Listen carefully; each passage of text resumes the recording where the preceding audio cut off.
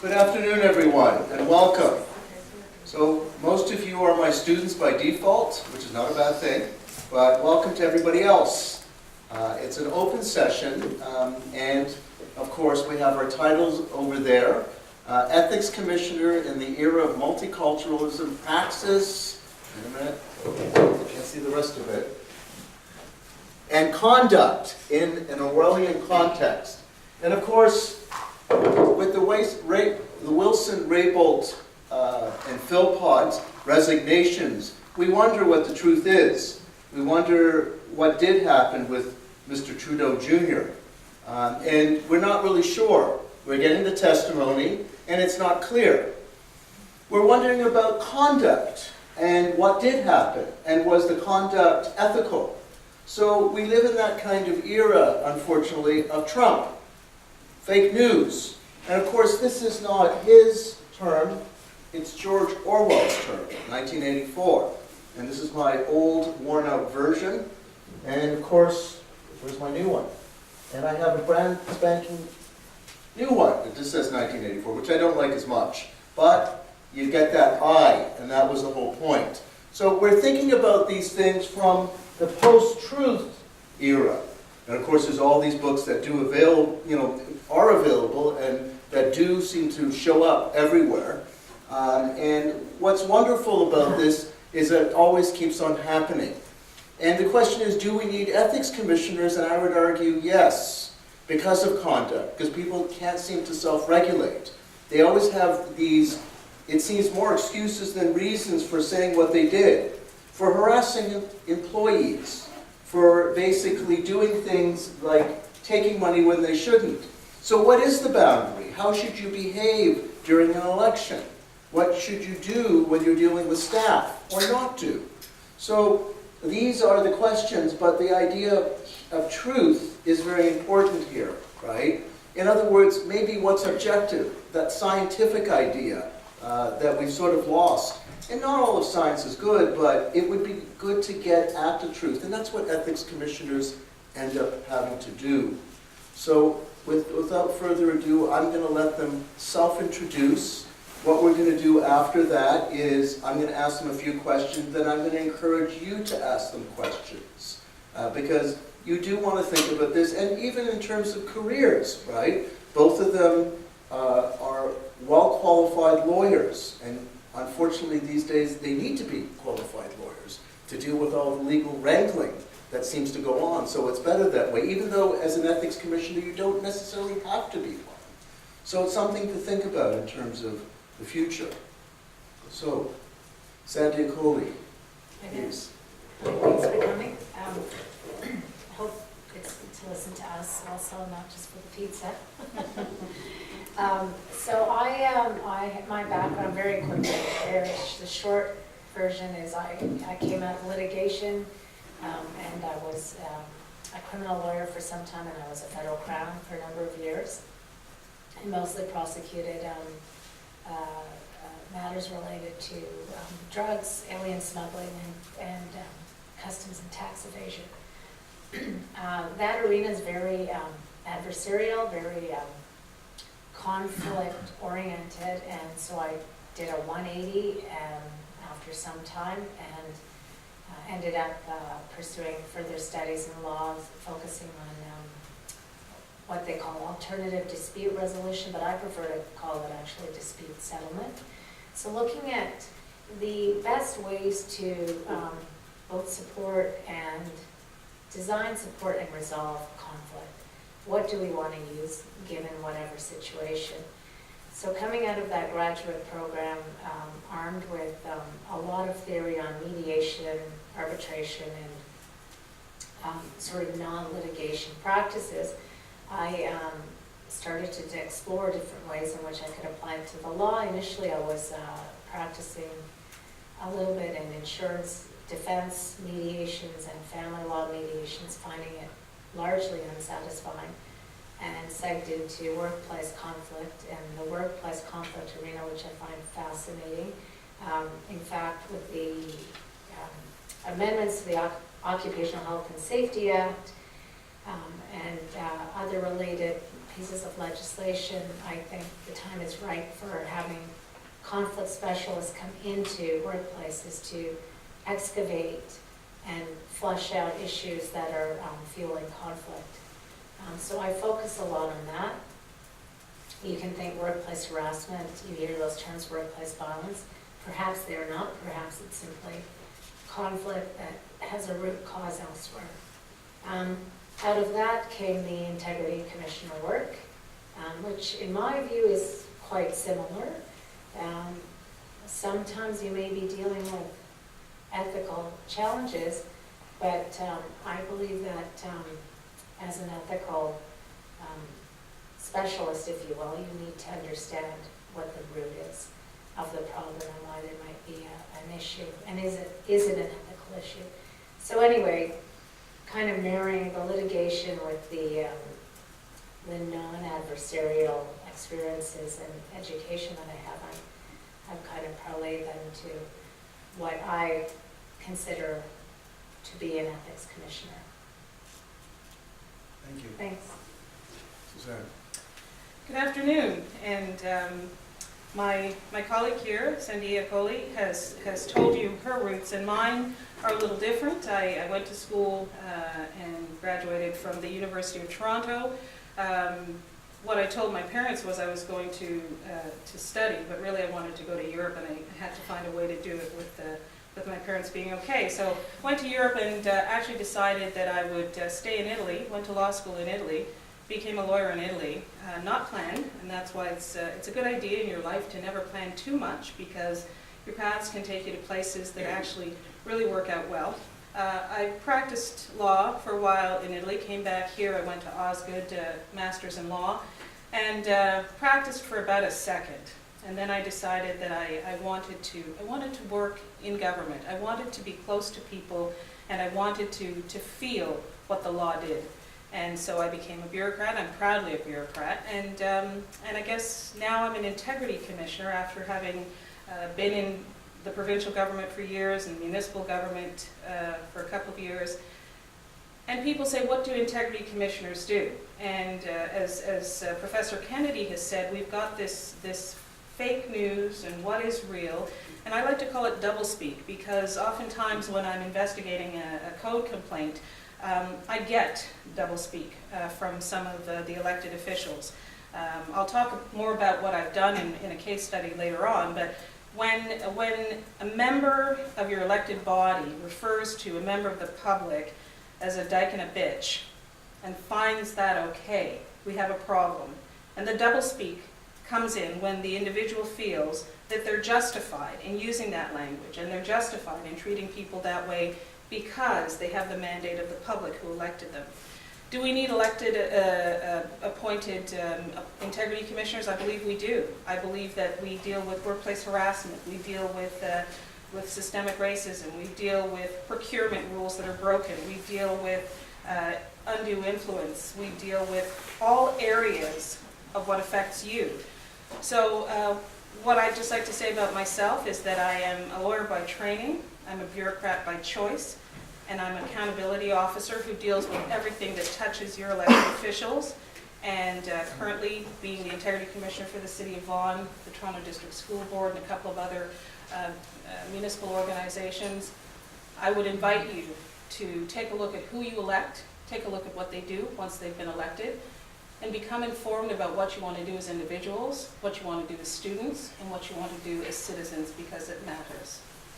Thank you, Suzanne, and thank you, Sandhya. So, Open on the mic just for the sake of it. So what we have to consider here is really this notion of what we want from our public officials and trustees and others. So whether they're at a municipal level, maybe provincial, federal, do we want them to be professional? Do we want their conduct to be becoming of a professional?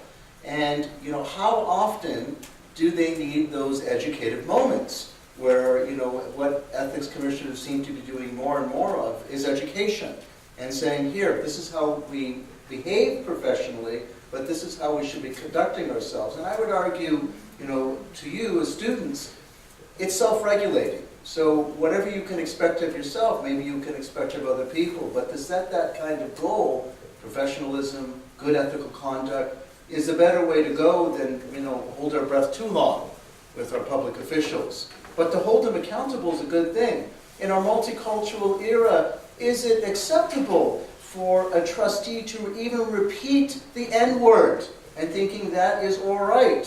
Which of course happened in York Region, which ended up basically precipitating Sandhya being put in that position because somebody at the Ministry of Education finally woke up and said, well, we need to do things. So what I'm going to ask both ethics commissioners to do is talk about case studies that are in the news, right? Because they have to be careful because there's privacy issues, and that's another thing we all have to respect, privacy. I have to respect your privacy as a student, and we have to think about that. So before we go into, Tiffany, I'm going to ask you to hold the questions. She always has a lot of questions, which is wonderful, and I do appreciate it. But we're going to hold the question just for a second, and I want them to move into that, unless you have a question of something I said.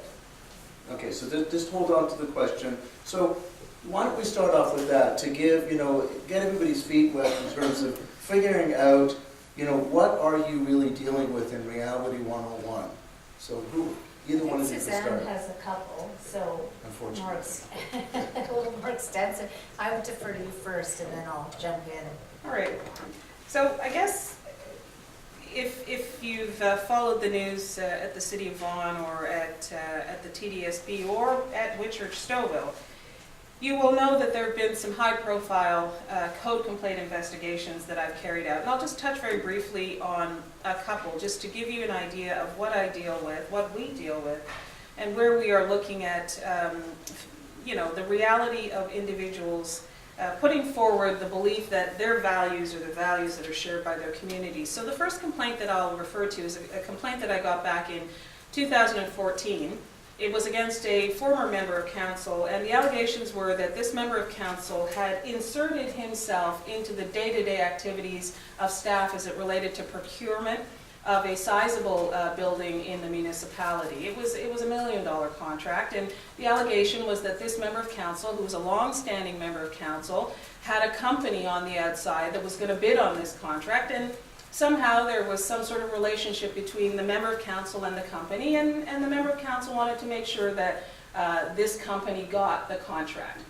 And so the allegation was that he went to staff and he bullied them, and the code complaint came to me, and of course I had to make sure that the code actually could cover something like this, and it didn't have to go to court, or it wasn't a process within the municipality. And I investigated. I found that the member of council had breached the code. He had breached a very important rule, which is to not insert oneself into the professional activity of staff. And some of the comments I received from staff were that the member of council has said if there were problems with company A, that the regional councillor said, just deal with it, just effing deal with it. And another member of staff who I spoke with said when he, being the regional councillor, asked me about the rules and the delay in procurement for the particular contract, I explained the city process, and the member of council said, just make it happen, just effing make it happen. Now, you know what? People might say, listen, we're in a very sophisticated municipality, there are millions of dollars at stake here, get some thick skin and get real. People use profanity from time to time. Let's hold on just a second. As an elected official, you have a moral responsibility to not offend, to not use certain language, whether it be racialized language, whether it be homophobic, whether it be profanity. You're held to a higher standard. So the Code of Conduct says you cannot speak that way. In addition, you cannot further the interest of someone else just because you feel that you've been elected and you can. In a second investigation, and then I'll pass it on to my colleague, with the same member of council, and if anyone followed this in the news after this investigation, the member of council resigned. He stepped down. He was accused of having sexually harassed his employees. So all members of council at this municipality where I work, they have executive assistants that are their admins, and they assist them in all the work they do. And this brave woman came forward to me through the code process and advised that the member of council had touched her inappropriately on several occasions, and she felt that if she said anything, she would lose her job. The long story short is that I investigated the complaint. There was a parallel harassment complaint by a human rights investigator, and it turned out that this particular counselor had said, I thought you didn't mind if I touched your breasts, and if that bothers you, you can touch mine. And so I found that the member of council had not just acted inappropriately, not just breached his code, not just offended the integrity of this individual, this woman, but he had fallen short of the expectation that a person may work in a workplace free from harassment, respected to do their job, and would not have to compromise their own body in order to keep their particular job. The explanation of the regional councillor was, I was stressed and I had to let off steam. I'll close there. You know what? If we do that, we'll never get out of here, Okay. because, and we do want to make sure. So so I'd be writing questions down as we go through everything, because it's very interesting to hear, unfortunately, what does happen and why we do need ethics commissioner, especially in this multicultural era too, where things should be kind of taken care of, and we shouldn't have to deal with these layering problems, and I'll get into that in a moment. So, Sandhya, please. Yeah, so taking from that and also the multicultural piece, so by way of background, and I will speak only with respect to my role at York Region District School Board and also the IC for Durham District, but this discussion very nicely weaves into what's happening at York District. So in 2017, there were ministry directives, 22 directives, coming out of an investigative report that was demanded as a result of Nancy Elgie, a trustee at York Region School Board, calling a mother, Charlene Wilson, the N-word after she complained about her child. In this day and age, and in the age of multiculturalism, it does bring into question the idea of multiculturalism and whether it just cloaks over the really racist and divisive viewpoints that are underneath. So there's a bit of a problem there, but we don't have time to discuss all that, but I thought I should at least touch on that. Out of those directives, an IC office was recommended, or mandated rather, that it be created, and here I am. And so funnily enough, during this year's campaign in September, a particular trustee who I can speak about now, Elizabeth Terrell Tracy, was campaigning and allegedly campaigned on a racist platform. Actually, I'll pull it up. She, on her Facebook page, allegedly stated that her opponent, who was, her name was Lena Singh, and by the way, this was for East Gwillimbury, Whitchurch, Stouffville. She had stated on her Facebook page, I would like to inform people that, just so you know, Miss Singh was born in Guyana. You were backing someone not born in Canada. Born in Guyana in a village and raised by a village, you deserve to know the truth. This created a huge brouhaha, and many people from the York region, from the public, demanded to step down. I got an onslaught of complaints, and it was outside my jurisdiction. An integrity commissioner has no power over someone who is campaigning with respect to invoking their code of conduct. There's just, you're in no man's land when they're campaigning. So there wasn't anything I could do in terms of investigating any of the allegations. And so it just kind of went along. People were upset. And I don't know if you followed the news, but when she was inaugurated on December 4th of 2018, there were many interested parties there, and they spoke about how she'd hurt them and offended them. And it was quite painful, actually, to watch the video of that happen. And following that, on December the 10th, 2018, the same trustee offered the following comment to the Toronto Star. And I just gave my report to the board last night where she stated that a person that doesn't stay quiet in the kitchen is why the public do not like me. I have many male qualities that traditionalists do not like. Out of those comments, I received many complaints, 2 formal complaints. One who stated in her complaint that this person continues to treat people with disrespect and this is not acceptable. And she went on to state she's insinuating that women are to stay quiet in the kitchen, but since she has many male qualities, she won't stay quiet in the kitchen. This is a disgraceful statement by her.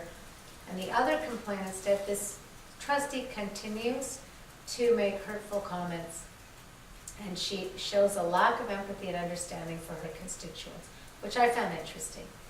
Now, taken alone as one comment, I don't know whether I would have investigated, but all the surrounding circumstances, the lead up to this case, the fact that also she's a trustee, which in my view, you're dealing with children, you're responsible for the best interests of the students, and whatever action you take, you're sending a message to those students about what is ethical and lawful and basically gracious behavior.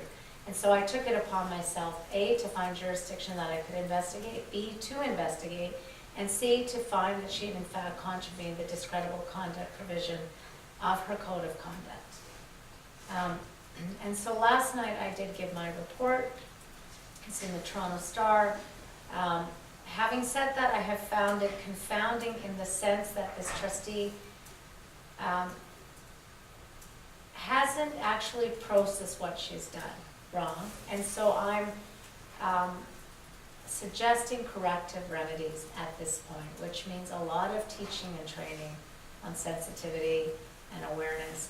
And again, going back to what Robert said on with respect to educating our public officials on what is actually correct and ethical behavior. And I don't know about you, but I had come across a study years ago when I was teaching over at the law school, and I can't find it now, that in fact children should be learning ethical problem solving before the age of 10, because neurologically, physiologically, they're able to naturally process it thereafter. But we don't offer this in our school settings. And so I'm wondering too, as an ethics commissioner now, when I'm dealing with these adults, I'm puzzled by their behavior, and yet I'm also pausing to think, did they just not receive any training on this? You know, you're relying on their parents, or you're relying on public school systems to offer this kind of ethical processing. But I'm wondering, am I just seeing the fallout of that gap in pedagogy over on that side? So. The answer could be quite scary. So we'll have to track that one down because I'd like to see that study myself, and then maybe send it on to the various school boards. Maybe they should be taking that into consideration. So Sandhya, you actually helped me segue into a question that I do have, and that is, how much time, in other words, time as an ethics commissioner, because there's different time proportions, because you're not quite full-time, but you're not quite part-time. So how much time do you spend, proportionally investigating A, human rights complaints, B, educating, and that may be very difficult to kind of net out, and then C, other duties that you may want to fill in the blanks on. How is your time proportioned in terms of now living in this era where, it seems to be, and there's this book, quote unquote, on bullshit. So I didn't make that one up. I couldn't have written a book like this, but, and investigating these kinds of things. So a somewhat scholarly book, right? I picked up at a conference on pedagogy, so that was quite interesting. I've enjoyed what I've read so far, but I haven't finished it up. So whoever wants to start. Well, I think if you look at the Municipal Act and the Education Act, and ethics commissioners receive their authority from the statute. So we don't just sort of make up what we can and cannot do. And the Education Act and the Municipal Act state very clearly that we have an educational component. What we find, and I'll speak for myself, and Sandhya can comment, is that the municipalities and the TDSB that I work for, interestingly enough, don't put a whole lot of emphasis on education. I've been doing this for about 10 years now. Over the years, have had about 20 different clients. And it seems as though they see the need for an ethics commissioner when there's a problem. So someone uses the N-word, somebody uses the B-word, somebody tries to curry favor with a developer. Let's get an ethics commissioner to show that person that they are not behaving properly because we are. And then once that's done, we're good. So I would say over the years with different jurisdictions, the ethics complaints have been either about intimidation to staff, or some form of discreditable conduct, or it has been undue influence. So trying to curry favor or receiving some benefit from an outside source with the promise of doing something in the municipality. So it's about money and it's about bullying. It's about using your influence in council or on the board, and it's about harassment. And really and truly, those have been the touch points of what I've dealt with. I do a lot of education, and even in those jurisdictions where they say, we haven't hired you to be an educator, I say, well, you got me. I think because it's a new area of the law, but it's also a new area of accountability in political science and sociology, we as integrity commissioners have a responsibility and an obligation to make it what it needs to be, look at the intent of the legislation. So I always say when I'm hired that here are the things I do. I educate and I give advice, and the last thing I do is I investigate, because I feel if an individual elected official doesn't understand what the roles and responsibilities are, then what's the point of investigating? Because as I've seen, even when I say you've breached the code, they've said, well, I disagree with you, and I was only, blowing off some steam.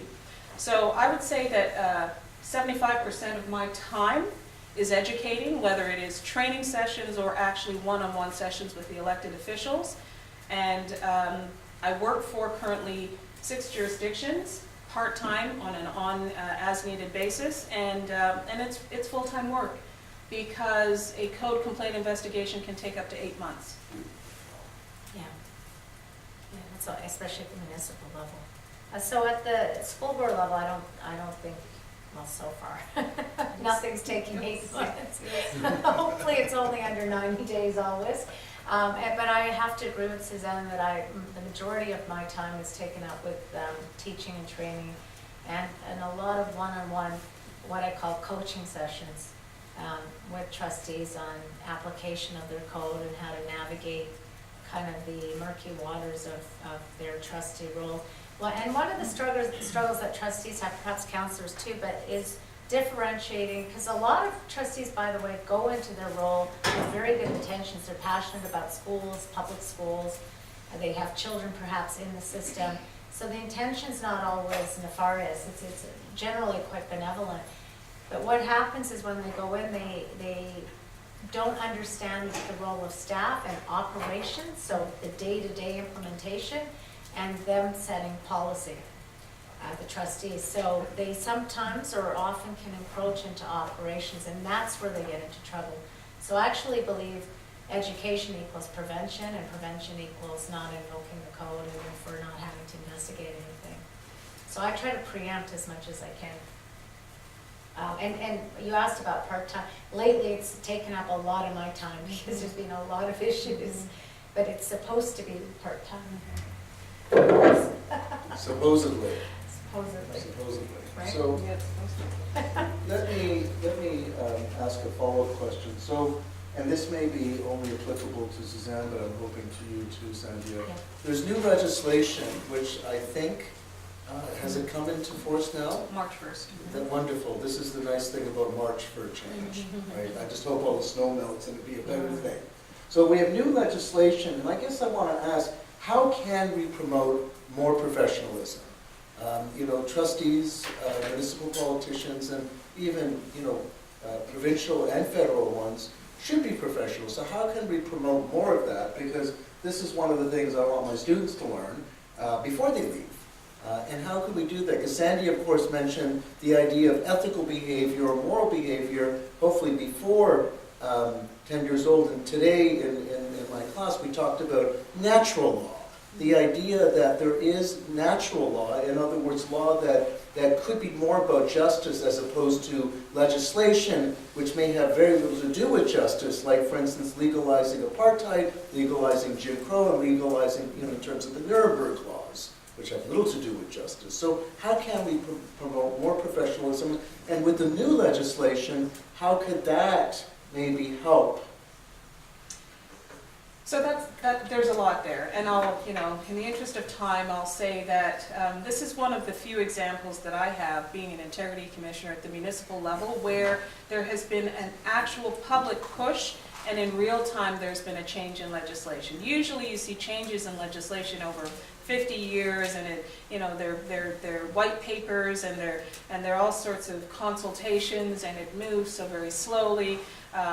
But this was actually quite timely. We had, in 2006, we had the changes to the Municipal Act that brought in integrity commissioners and ombuds people and lobbyist registrars. But it was kind of weak, and so over the last 10 years, the public has actually spoken and gone to their MPPs and their councillors and said, we're not really happy with that, so much so that the province has said, okay, let's see what this Municipal Act can do better, and what the Municipal Conflict of Interest Act can do better.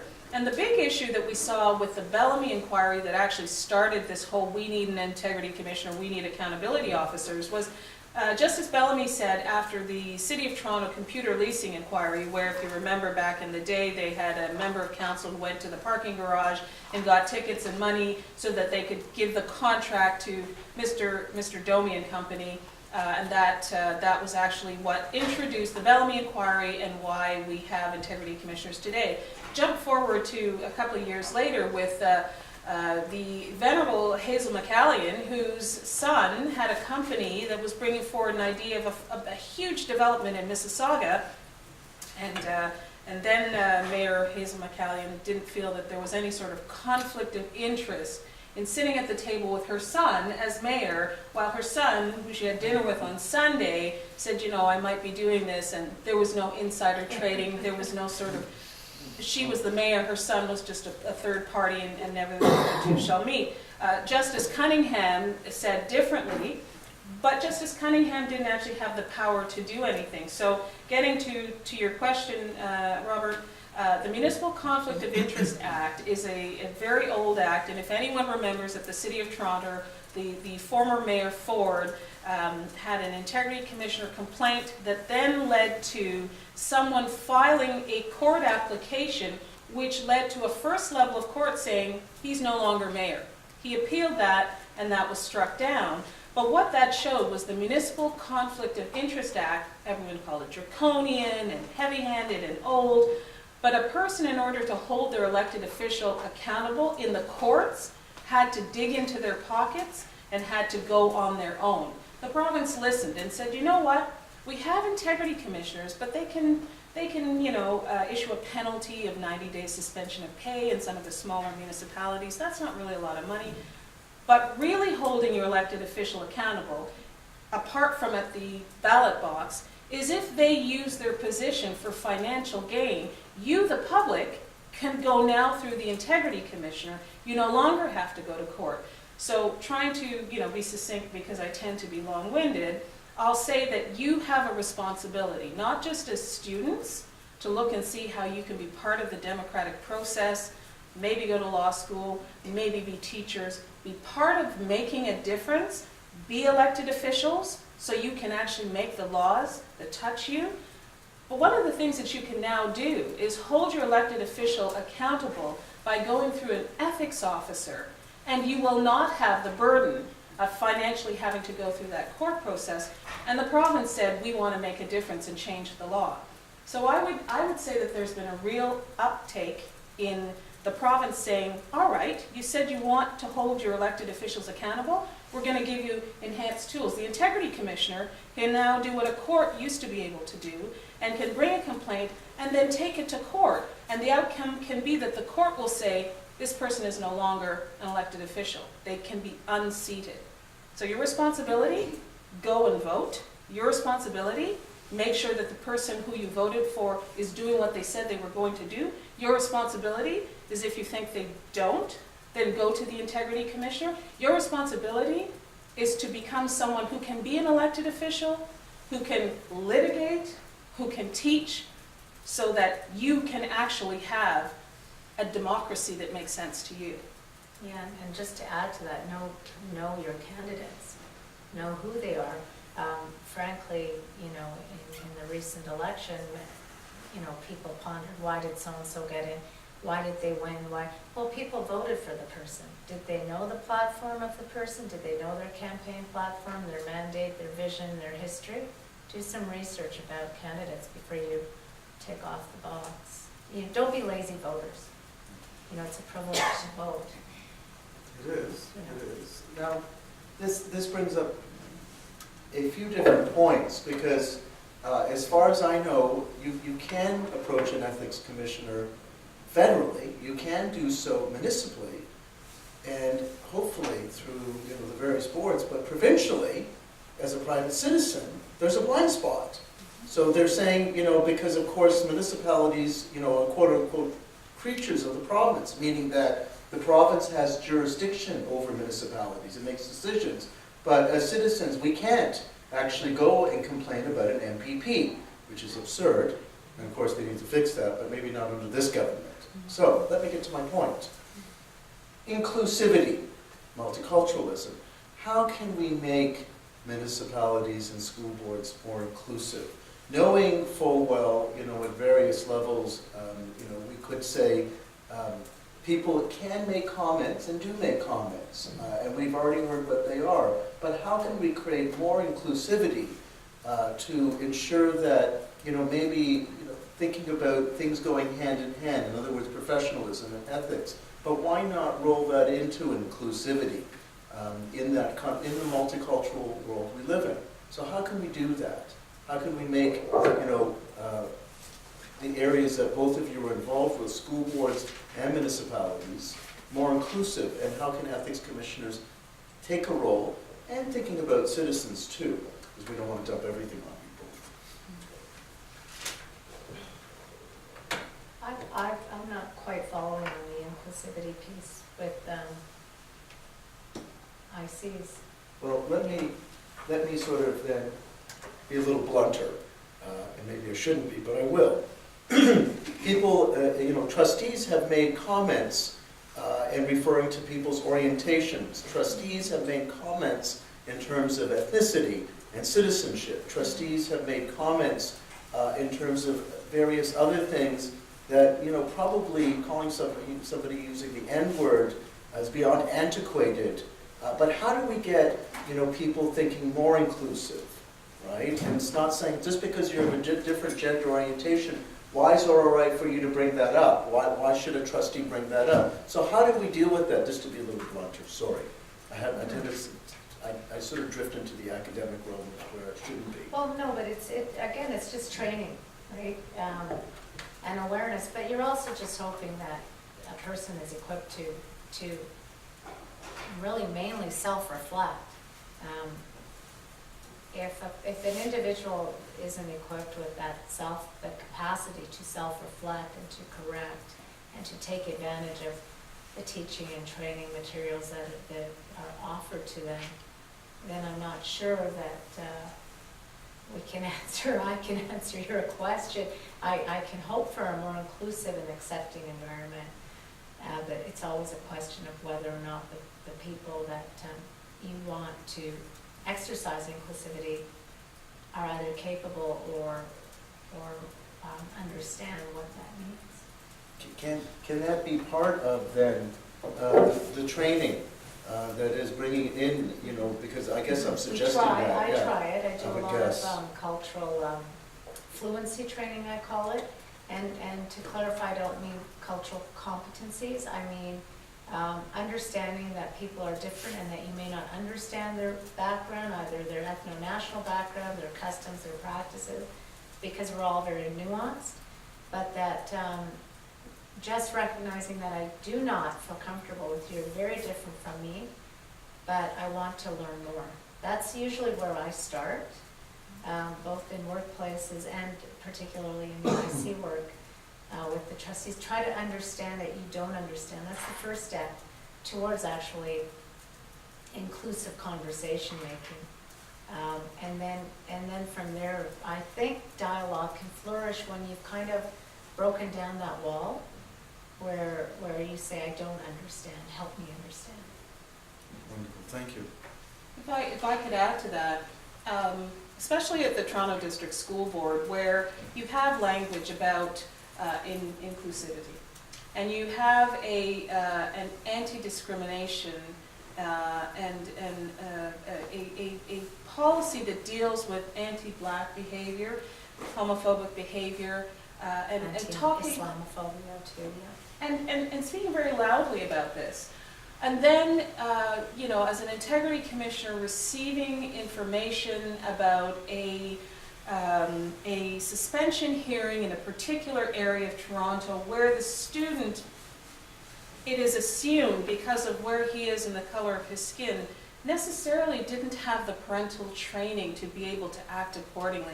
There are assumptions being made, and so I think as an integrity commissioner, although we may not have, I personally don't have training in education and some of the things that Sandhya was talking about, I think it is imperative that a trustee who is tasked with overseeing a suspension hearing of a young student at school doesn't make assumptions that the behavior is systemic of their lack of parenting because of who they are.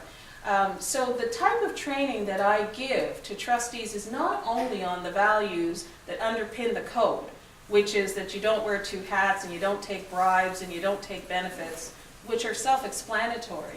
But it is about human rights. It is about, have you taken a look at the Charter of Rights and Freedoms lately, because you are also bound by that. What does our Constitution say? What do your policies say? And what does it mean when you talk about a particular racialized group? Because I think underpinning some of these policies, in particular at the school boards, is a perhaps erroneous assumption that certain people, the way they look, the way they talk, they don't necessarily fit that group that will be put into the enriched program, and therefore when they act up, it has to do with parenting.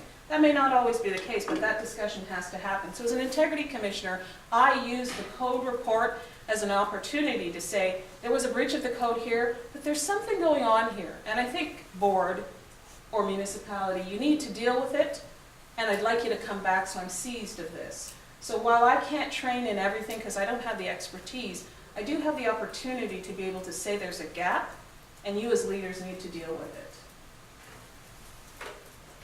Wonderful, wonderful, so thank you. Now, the most important part, the students. So questions now. So Tiffany is all ready to go, even before I even asked that, which is wonderful. Go ahead, Tiffany. So I know that in the law there is gray areas. How do you deal with that in your career? And how do you, since you're dealing with the concerns of the people, how do you try and get like emotionally attached and stay in a professional environment? So part of your question is how do you not become emotional, is it? Yeah, like emotionally attached, because you're dealing with people, like Yeah. everyday people. For me personally, I've had so much experience just practicing, and when I was a Crown, you learn to compartmentalize and not become quite emotional. Having said that, so you don't have an emotional attachment or an emotional reaction rather to the case that I used to work on, and in the ethics arena, similarly, I don't have a kind of an emotional weight that I need to process. But I do have there's still the humanity or the humanity piece that I very much do have. So while I'm tackling an issue, and yes, there's very many gray areas, I'm also cognizant of the fact that both the complainant and the trustee are are human beings, and there's something else, as Suzanne says, that might be happening. And actually, by way of example, and as recently as last night during my report, while this trustee has committed, some really questionable things, and her conduct's been very questionable, one of the complainants took to social media to litigate this matter.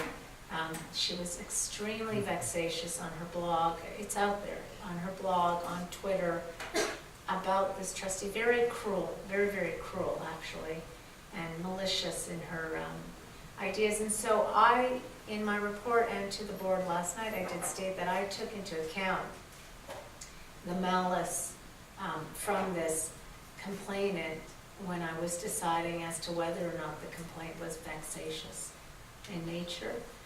Because you do have to think about everybody involved and all the players involved. So not every single politician, by the way, is a bad person. You also need to consider who your complainants are, whether they have an agenda, whether they too are vexatious in some way. And so when I mean humanity, I mean you're always very open. You have a kind of panoramic view of all the players. And so putting on your, not what I call neutral hat, but my impartial hat, I'm better able to ascertain all the players and what their agendas are. And that makes me more humane. But the emotion piece, that's always a way. That's never an ingredient. Oh, I'm sorry. You want to follow up on that?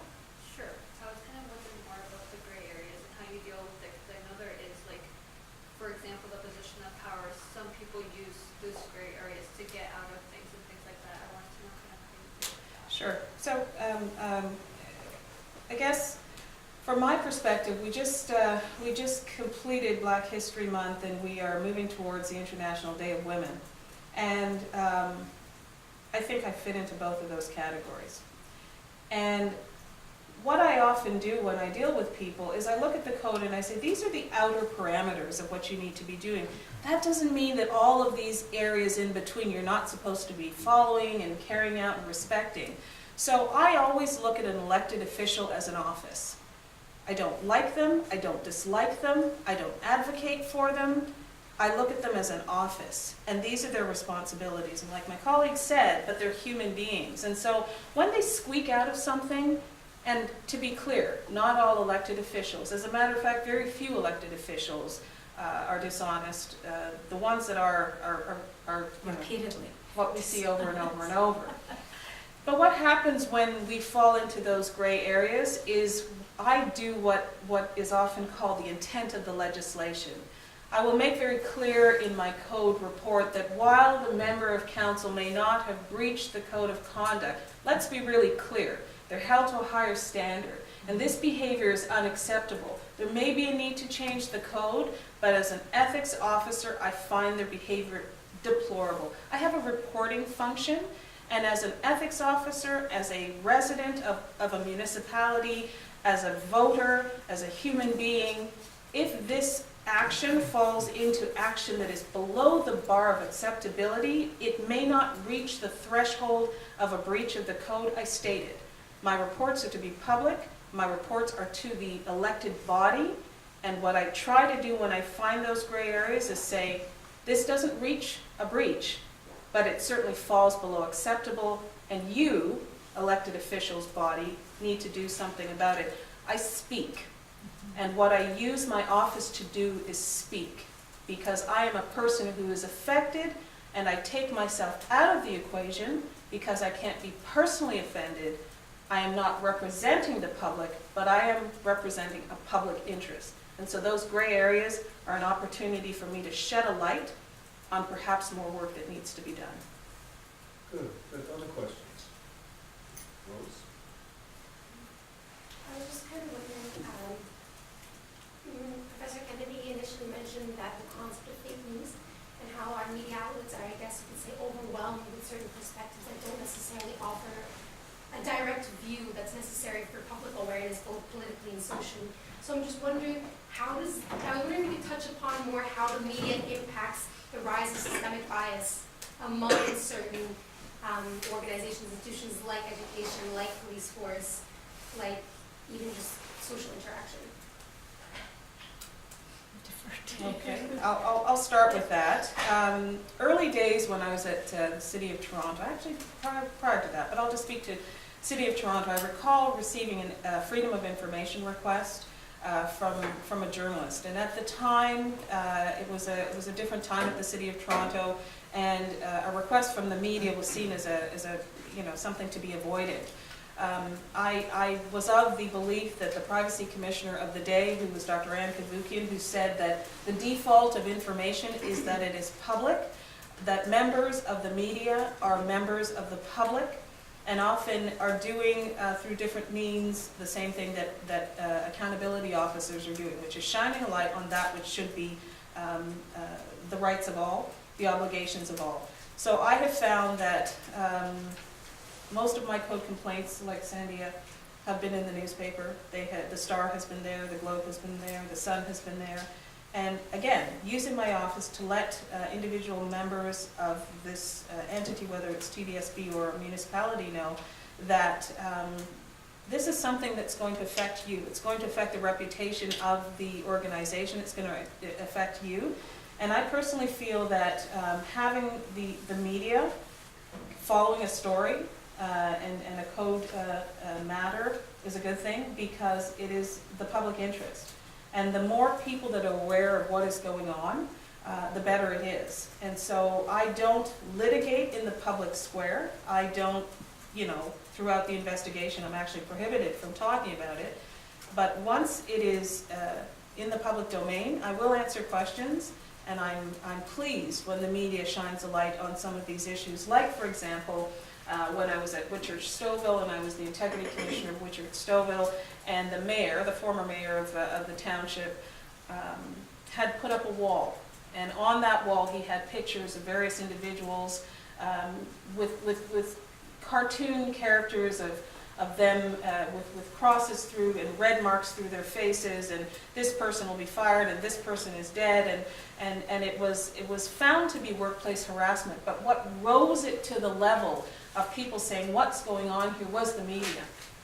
The Star and several other newspapers several times carried that story, even though I couldn't make comments, until finally I did come out with my report, and they let the public know, even those outside of Witchurch-Stouffville, as far as the United States, covering the story that this was going on. Needless to say, the elected official was not re-elected.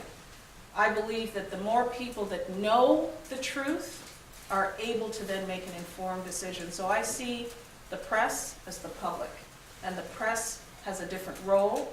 You vote, you elect, they shine a light. You're all the public. Other questions?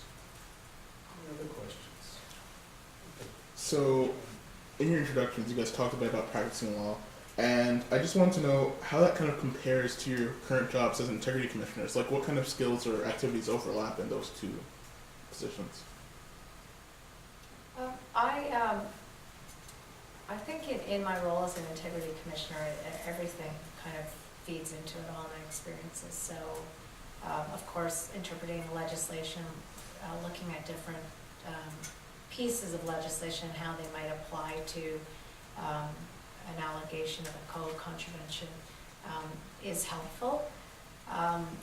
Also understanding, particular to me, the different dispute design processes that I might use to carry out an investigation, and that I might use to resolve and make recommendations on. So, there's the litigation hat, and then there's the mediation, conciliation hat. I wear both. I wear all three at different times in my head when I'm trying to navigate a complaint, and to see what style maybe might be best. So, for example, if you're investigating a fairly obstinate trustee, or there's some obstruction, I might become a little more litigious in my style, if you will, and might invoke the law much more than I wanted to. Because I always say it's a dark day when you need to hire a lawyer, So even when I'm investigating, in my capacity as an integrity commissioner, I really try to not invoke the law as in the letter of the law, or I try not to act like a lawyer as far as I can until I have to, and I hope I don't have to. Having said that, also I caveat by saying I never give advice as a lawyer when I'm an integrity commissioner. Two different pieces. Last night at the board meeting, one of the trustees, when considering my report, he said, I have a question. I said, go ahead, and he said, so as our lawyer, are you saying that we should accept this report? And I had to clarify that and say, I'm not your lawyer. I am the integrity commissioner, part of the office of the integrity commissioner, coming out of your accountability framework, out of your bylaw. so there's sometimes confusion there too. I'll just take 2 seconds to respond to that. Sandhya is a practicing lawyer. I'm not a practicing lawyer, but I look back at when I was practicing, and I think if you look at some of the provincial bodies or the municipal bodies, municipalities, for the most part, the larger ones, have a city solicitor.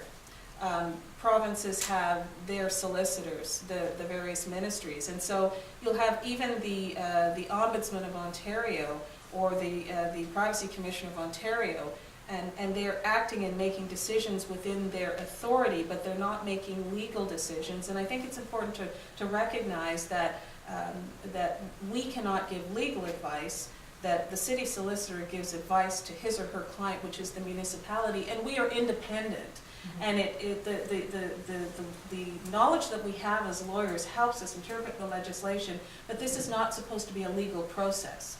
The province was very clear, and at the provincial level and at the federal level, that accountability mechanisms are not supposed to be legal processes, and that became very clear when I did the first, I'm going to have to mention his name because it's in the public, the first DiBiase code investigation at the city of Vaughan. The respondent, the member of council, was represented by his legal counsel and took umbrage with the fact that I was not following the legal process. I was not giving disclosure of all of my evidence, and I said very clearly, this is not a legal process, and it's not supposed to be a legal process. And while the understanding of procedural fairness and understanding what you can use to base your decision on is very important, it's not a court of law, we are not judges, and we're not supposed to be giving legal advice. So while your skill set is useful, we are not supposed to be acting as lawyers, and that's important for the public, and that's also important for the elected officials to understand and the bodies we work with. Thank you very much. We're not going to take any more questions, but I will thank Suzanne, Craig, and Sandhya Kohli. Also Greg Levine, who could not make it here because came in very late in terms of his flight from Victoria, and his wife is ill. So unfortunately he couldn't be part of it. And as that poster works out, only has 2 of you. So I thought I'd better put that one up. But I thought I'd mention that because he's an outstanding member of the Center for Practical Ethics. And of course, the other thing to consider is practical ethics. There is a center here. Phil McHugh, the faculty member who's sitting over there and left, is part of that. And I thank him, and I also thank the head of the college, James Simeon. This is a good thing about being recorded. And of course, Vicky Carnavelli is always in the back, and she makes sure everything's all set up. Schwain is always over there quietly, and he finally asked a question, and I was grateful for that. He's on to law school, and I think that's semi-public, so that's a good thing. Congratulations. Awesome. Yes, it is awesome. Yeah. And then Lillian Pozzanelli. So I want to thank everybody, and remember, right? Ethics in the everyday world and the ethics of authenticity. We always want to be thinking that way. So thank you very much to everybody. Thank you.